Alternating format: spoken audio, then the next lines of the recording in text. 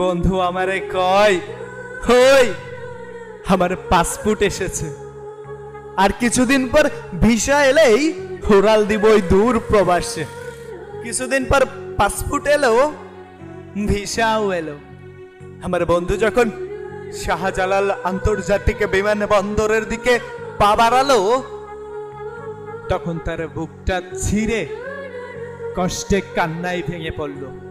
তখন মনে পড়ল সকালের ঘুম, বিকালের খেলাধুলা, রাতের আড্ডা, আম্মুর বকুনি আর আব্বুর পিটুনি। এই জিনিসগুলাই খুব মিস করতে শুরু করলো।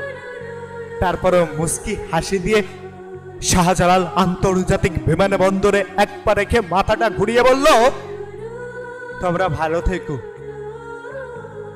আমার জন্য দোয়া করো, আমার জন্য দোয়া করো, আমার জন্য দোয়া করো।